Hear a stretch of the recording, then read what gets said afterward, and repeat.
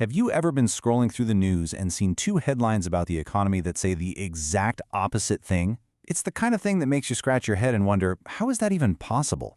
Well, today, we are diving headfirst into one of those puzzles.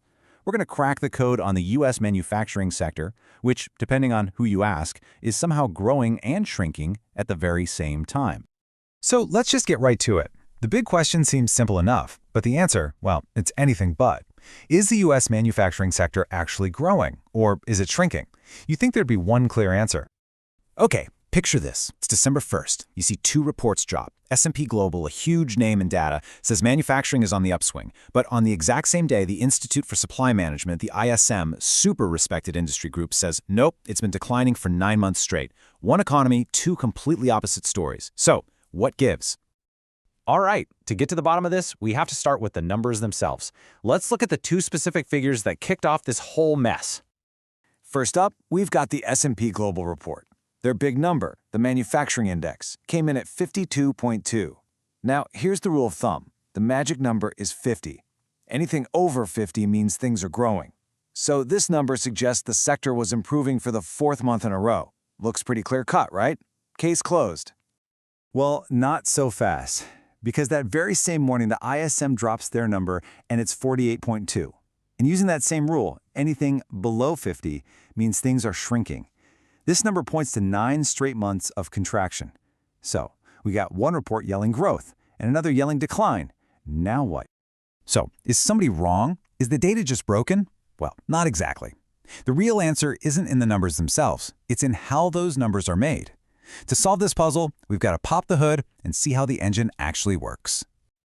And this brings us to the secret at the heart of this entire mystery. See, to understand why the numbers are different, you first have to understand the tool that makes them. And that tool is called a PMI.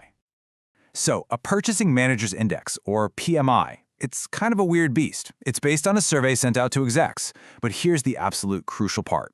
A PMI doesn't measure actual output. It's not counting dollars or widgets or anything concrete like that. It only measures the direction of change from last month to this month. The whole process is actually pretty straightforward.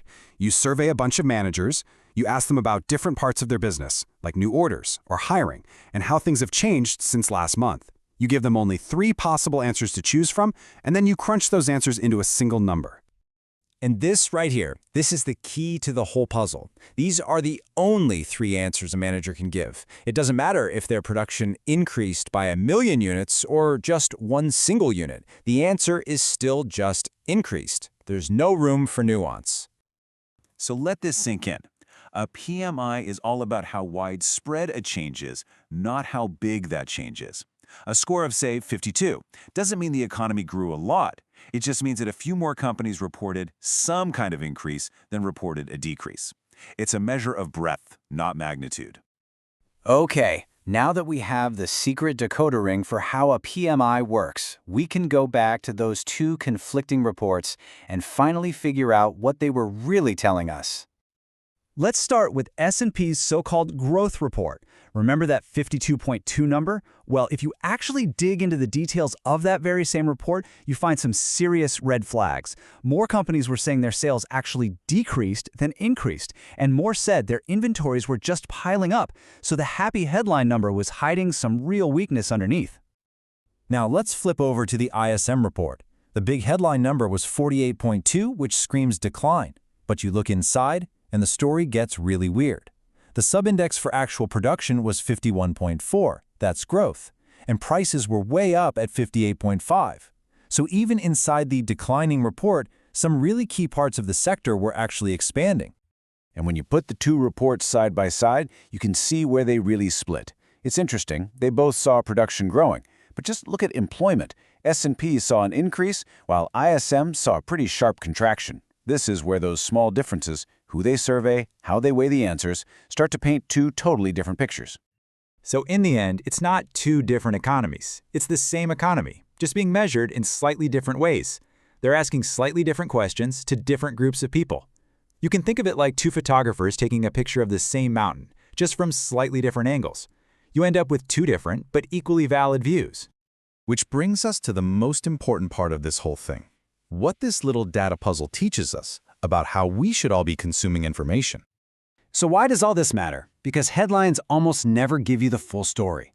The methodology, the how the data is collected, is just as important as the final number itself. To really get what's going on, you have to look past that big, flashy headline and dig into the subcomponents. Economic data isn't some simple fact. It's a complex tool, and you have to know how it works to use it the right way.